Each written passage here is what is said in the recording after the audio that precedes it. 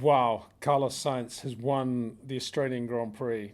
Just brilliant. He really, really deserved that. After the whole business, I mean, the appendicitis in Saudi Arabia, how quick he was with appendicitis on the Friday in Saudi Arabia on that long run. He was as quick as Charles. Then the operation, then back on Sunday, then coming here, looking sharp. All in the knowledge that he'd lost his Ferrari drive and is losing his Ferrari drive at the end of 2024. And everything now has to be proved in order to get his life back together again. I mean, what are the options out there? We'll get onto those in a minute. And there's a different atmosphere to Ferrari now. Everybody knows on Charles' side of the garage that Carlos is out there to do the best job he can, obviously for the team, but also for Carlos Sainz. I was in the gym this morning with his dad, and there's this sort of zoned focus on we just have to make this happen now, and it did. I couldn't believe how well he drove. Just fabulous. I think there are three elements to the win which brought about the win. The most obvious one was the retirement of Max Verstappen. I'm not saying that Max would have walked away with that race had he not had that brake problem. And we'll get on to that in a minute, exactly what the problem was or what we think it was. But certainly, obviously, Max not being in the race gave a completely different complexion to the way Carlos could drive it. And that meant having free air because, and don't forget, he had actually passed Max before he stopped, but he had the free air. And in free air, if you've got an issue with the tyres potentially going to graining pretty quickly, and Ferrari were doing a better job up until that point of managing the graining than any other team, even better than Red Bull. All the data and the evidence showed on both Friday and Saturday. But if you're going to have a graining problem, you want to be in free air. That is the one place that you're going to be in best shape to do it. And Carlos absolutely perfectly maximised that at the front of the race. That was that opening stint and how long he was able to run that stint that then put him in a position to dominate the race, to dominate Charles, because his tyres were always going to be newer. He stopped much later, and that was key to it. I think that the other element, though, which we shouldn't underplay, is how good Carlos was in qualifying, and how that not only was he quick in qualifying, quick enough to be on the front row and nearly to get the pole, but also his speed nudged Charles Leclerc into overdriving the car on that Q3 run, and that was Charles obviously making a mistake and going over what those Pirelli softs could do in terms of heat and load and everything that Charles was putting through them. Whereas Carlos was in the middle sector, was letting the tyres breathe and using the grip of the softer tyre where it mattered most in sectors 1 and 3. Really good. Charles was just all adrenaline, slightly discombobulated that Carlos had been so quick. And that's why I think he overdrove. And that was the moment, you could argue now, looking back, that won him the Grand Prix. Because had he not started ahead of Charles, he may not have done it. And that it all came together. And it all came together because of what happened in qualifying. So 100% brilliant job by Carlos Sainz. And a disappointing result, therefore, for Charles Leclerc. And he shouldn't at this stage. We've been saying how he's got all that behind him and doesn't make mistakes. Well, it wasn't a massive mistake, but he did overdrive the car. And it was enough to move him to the third row of the grid. He was lucky to get back to the second row and start right behind Carlos on the dirty side of the grid because of a 3-place grid penalty that was handed out to Sergio Perez, who had impeded Nico Hülkenberg. And so you had the two Ferraris behind one another. And I was thinking, first corner, Carlos here, Leclerc there. Maybe Carlos leaves a slight gap. Leclerc's not going to hesitate. But luckily for them, Lando Norris made a good start and got between them, and so that was never an issue. Luckily for Ferrari, I guess you could say. And after that, it was just Carlos Sainz, confident, loving the feel of the car. As I've said in the last two videos on Friday and Saturday, in terms of the work and the focus that Ferrari have had over the winter, where they wanted to improve from last year, it was basically to give themselves a bigger sweet spot, take some top speed out of the car if they had to in order to do that, more downforce in other words. And if there was going to be a circuit amongst the early tracks that was going to reward that specific program, it's Melbourne, it's Albert Park. As I say, there's no outstanding feature here. You just have to be pretty good everywhere. And that's what the Ferrari is. I don't think it'll be the same story in Japan. I don't think it'll be the same story in China because the straights are longer there and Red Bull definitely still has a top speed advantage. But here at Albert Park, particularly with the compounds that Pirelli brought and what that induced Charles Leclerc into doing, it was Carlos Sainz who benefited massively and used it. Well, he didn't benefit it, he maximised it, as I said. And just, I can't understate how big that win was. Because when he's coming back from all this euphoria about Oliver Behrman and what he did in Saudi Arabia, and not detracting from him at all. But it does show that the Ferrari is a pretty drivable car when a rookie like that can just get in and feel relatively at home and drive as well as Oliver did. And that's to the credit of the engineers over the winter who've done that job on the Ferrari. And so you have this weird situation now where Carlos Sainz drives as well as he did, has a weekend like this, knowing that he's basically going to be fired by the team at the end of the year, or has been fired, and this is his last season with Ferrari. It's a really bizarre situation. And now that this has happened, it comes under the heading of this is against the natural order of things, because Leclerc-Sainz is a pretty good team, as I've been saying for several years. It's a very well-balanced team in terms of the style of the technique of the two drivers and how they balance one another out, and allowing Charles to do what he needs to do because he's good, and we know that he is good over a season, and allowing Carlos to be at Ferrari and do what he does, and they balance one another very well. There was no reason to change that, and yet they're changing it and putting Lewis in the car. It's a really strange situation. I can't think of a similar situation ever in the history of the sport, to be honest, when you've got something like that, a really good combination, suddenly you're just blowing it all apart. I'm not saying that Lewis isn't going to go well at Ferrari. He is, of course, but Leclerc-Sainz, not a bad driver combination.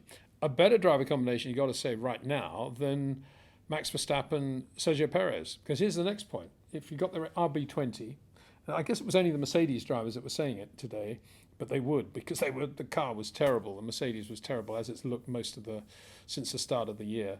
Lewis was nowhere, even though he started on softs, and George was struggling all the time, even to stay with an Aston Martin.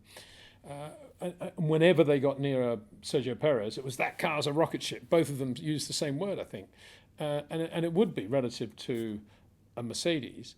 But Sergio Perez today, in the sole RB20 in the race, when Max has a problem, that's when Red Bull need him to step up and be on the podium.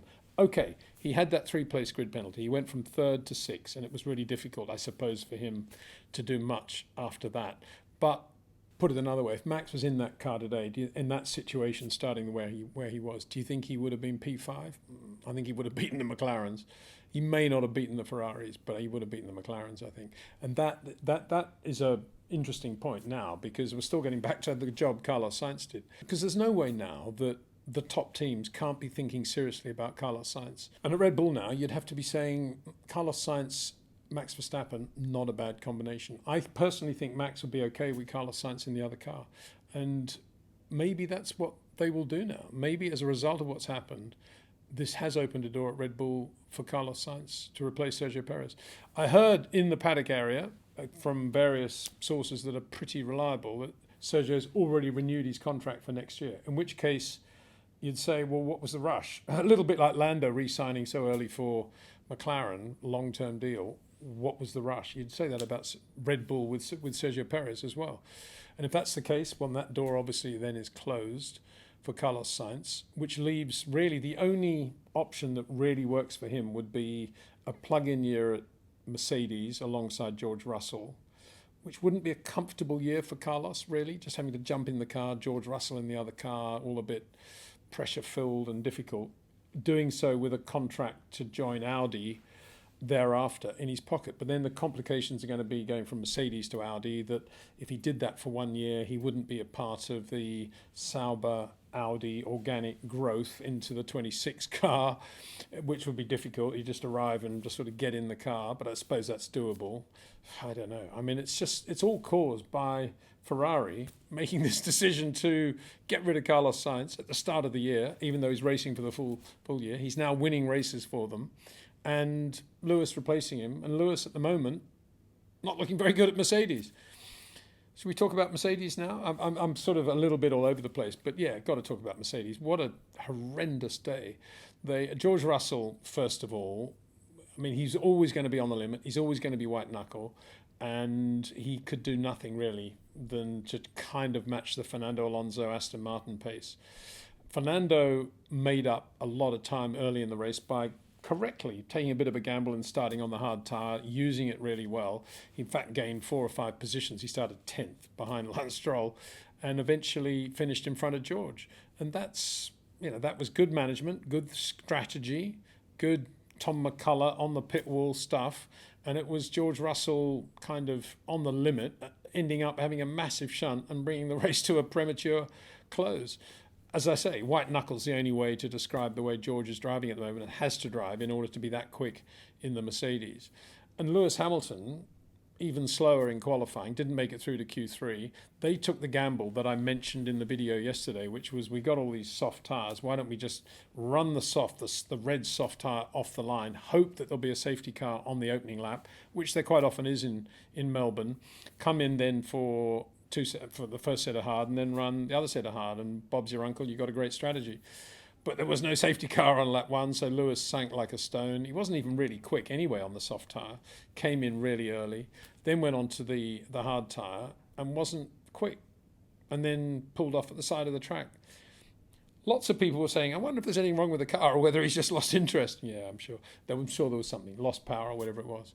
So, and he went off as well, didn't he, at turn 1. So really miserable, bad day, poor performance from Mercedes all round, beaten by their major customer team, McLaren-Mercedes, who finished an excellent 3rd and 4th, Lando Norris and Oscar Piastri, trading fastest laps for a while. Eventually went to Charles Leclerc, who did one of his usual things, not chasing Carlos, but going quickly in the last phase of the race and suddenly going magically quick in the last couple of laps, finding something that hadn't been there all race, but too late then by then, of course.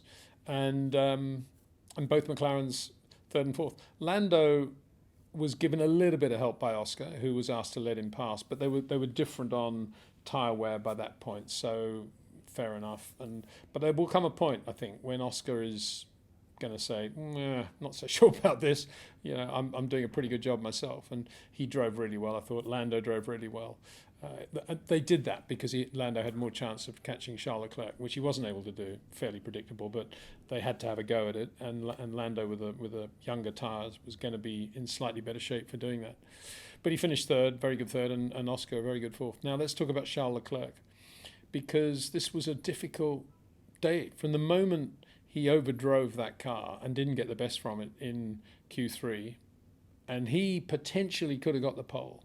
He could have got the pole had he done a Max-type lap where he just managed the tyres perfectly, but he let his adrenaline and his everything else get ahead of him, and he just overdrove the car, as I keep saying.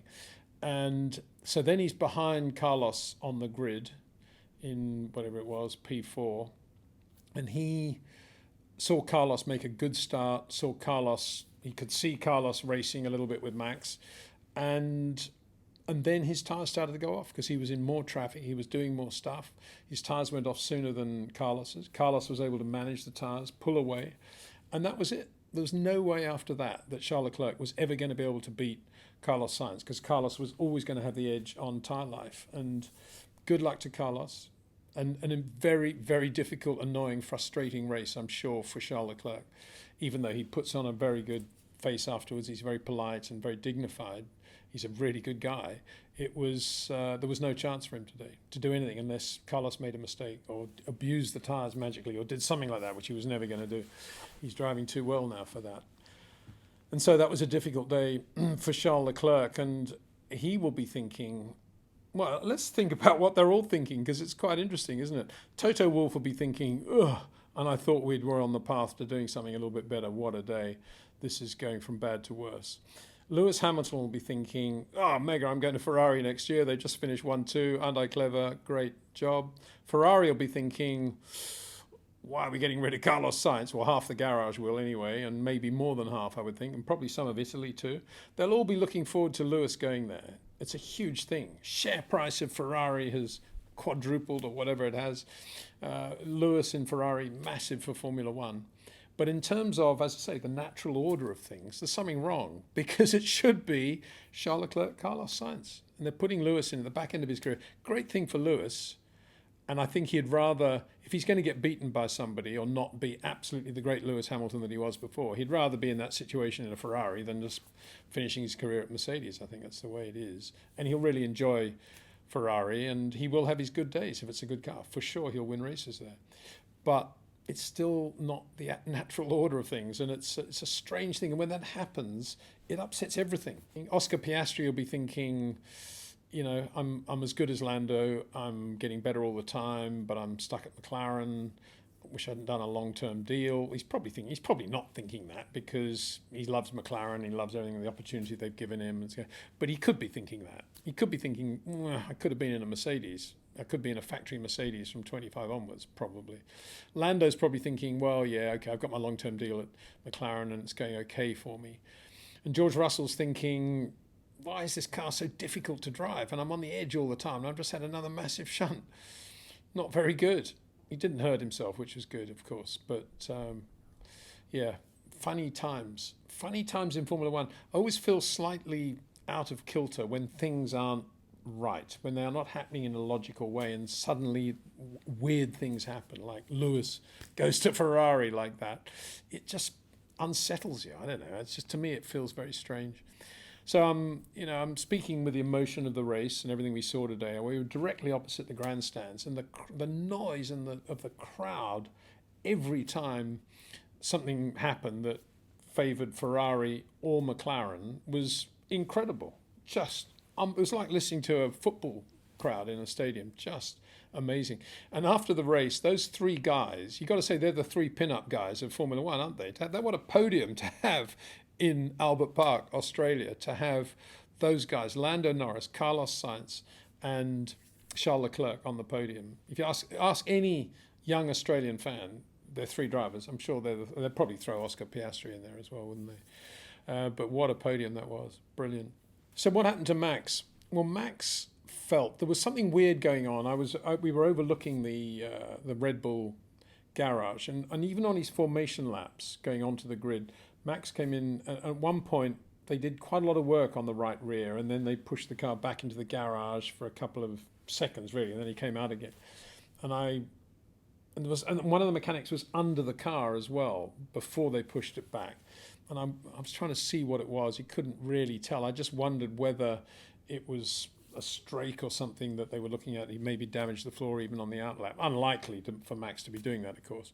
But I think that was a sign of things to come, because on those formation laps, Max felt something slightly odd at the rear. We now know that the caliper was grabbing on the disc on the right rear, and there was something amiss there. And that was kind of how he went into the race. It kind of felt okay, as if they'd fixed it, but it wasn't 100%, and it wasn't the same every corner.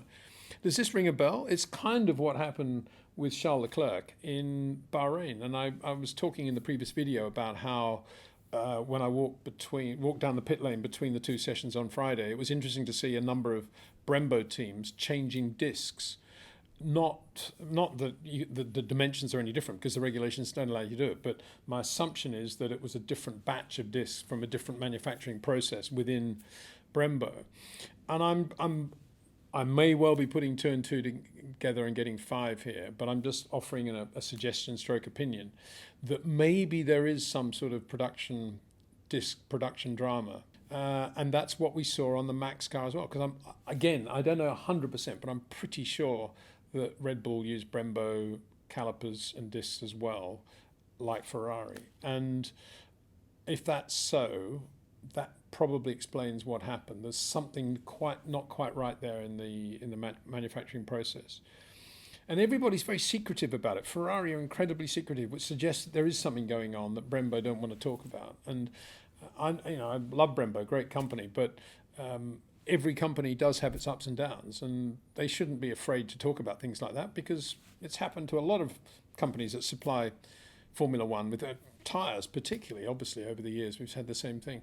So that's what it looks like. And I think the other thing is to remember that if it was going to be something to do with heat or the brakes not being up to it, it would have been the fronts that took the caning and not the right rear. So the fact that it's the right rear suggests that there is something going on with the brakes there. Looking at the other results, Fernando P6 in the Aston Martin. I'd say good call to put him on the hard tyre. That's why he was P6 and not P8 or 9, because he picked up positions when all the pit stops happened quite early on. He was on the hard tyre and he did a good job on the hard tyre in that first stint. And then on the mediums, he wasn't actually as effective as he had been on the hard. Just shows how soft the medium is. And the Aston Martin very quickly degrade. Well, the tyres grained on the Aston very, very quickly. But not a bad result after a pretty poor qualifying session when he went off and damaged the floor. Yuki Tsunoda P8 in the Visa Cash App Special. Really good drive again. He's just so good now, just racking up points. Almost unnoticed, just very, very good and very consistent. Very professional. There's a lot of talk about all these young guys out there, but I think we need to start beating the drum for Yuki Tsunoda and how well he's doing.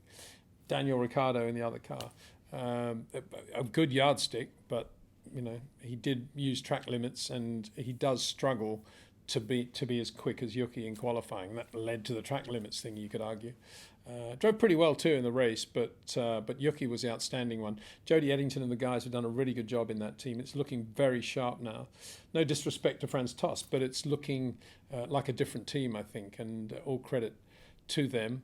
And then 9th and 10th, I've been going on really ever since Scarb said that he didn't think Haas were going to go well. I've been going on about how I thought with that management that they've got now, that you'd get so much out of those two drivers in a much calmer environment and very simple approach to the development of the car, because they can't do much anyway. They don't complicate things there. It's a lovely looking team again. And 9th and 10th, what can you say? Both of them in the points. Fabulous result for Haas-Ferrari. Full marks to them too. Very, very good to see that. And the small is better. Isn't that what we're learning here? I mean, you've got all the complication at Mercedes, all those management operations of the design of the car and this and that. And look what Haas-Ferrari do with a very simple Dallara-built car, 9th and 10th. And where were Mercedes at the end of the race? It's not going to stay like that. But I mean, it's a good example of how in motor racing, sometimes big is not better. And that was very clear today. And then finally, just out of the points, making you wonder what it was all about, Alex Albon in the Williams. They put him in Logan Sargent's car because he was more likely to score points. He didn't score points. And I'm not sure Logan would have done a much worse job than that anyway. I think they missed a big opportunity to give Logan Sargent a lot more confidence. And I still don't understand how a team as professional, apparently as Williams, with everything that Williams stands for, can come to these races without a spare chassis. The more I think about it, the more I'm absolutely blown away by it. And again, I've done a bit more research. I don't think they have had any problems with crash testing over the winter. So there hasn't, and even if there was, it shouldn't have got to this point. But for them not to have that spare, I mean, it is incredible to me. You'd think sports car teams, other teams would come to these three flyaways with a spare chassis, and they didn't have a spare. It's just beyond belief. Anyway, they didn't, and they put Alex Albon in Logan's car, which I think was wrong, and Logan was there, which I think was wrong, because as I said before, I think he should have been there stopping the next payment to Williams, because nothing was right about that either. Nothing made sense about anything that happened at Williams this weekend. Anyway, I've done enough about things that don't make sense. Let's talk about the thing that does make sense, which is the quality of a drive like Carlos Sainz's and a weekend and a recovery from appendicitis being rewarded with the Grand Prix win in Australia.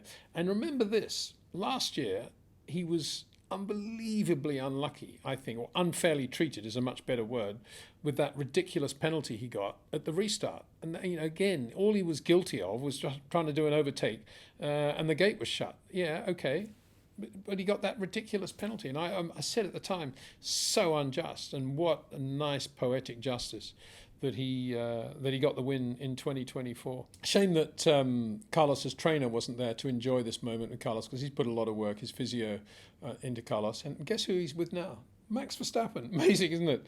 Went from Carlos Sainz to Max over the winter, and there's Carlos with just another physio that he's got from Ferrari, Italian guy. He had a really good English guy before, is now with Max, Rupert Mannering. And there's Carlos with the sort of, standard physio. Good guy, very good guy. And wins the Australian Grand Prix. Superb. What a day, what a result, what a win for Carlos Sainz. Living in Spain now, this is a final thought. Living in Spain now, I sometimes watch the Formula One coverage on Dazn, D-A-Z-N. I'm not quite sure how you're supposed to pronounce that. It seems an odd word for the English, let alone the Spanish. Anyway, it's on there.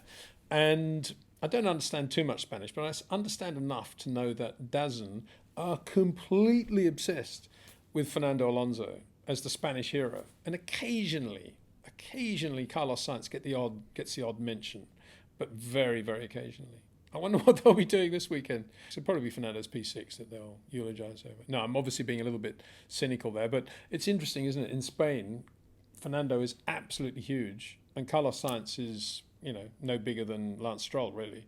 But here in Australia, Carlos Sainz, long before he won this Grand Prix, was absolutely enormous as well. And a lot to be said about that, because the Australians have a good feel for sport and for athletes and who's doing what on the world stage.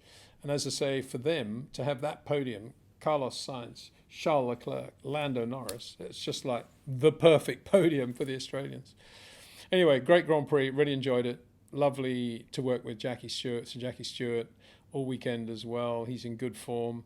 And so the teams move on. It's kind of, here's the final thought, that it's 2 weeks now before the Japanese Grand Prix, which is a really uncomfortable period of time. If ever there was a moment you wanted a back-to-back, it would be now to Japan, because now 2 weeks means that it's a long time for all the bulk of the team, the guys and the girls, to stay in a hotel in Bali or whatever they're going to be doing, an expensive time as well, I suppose you could add.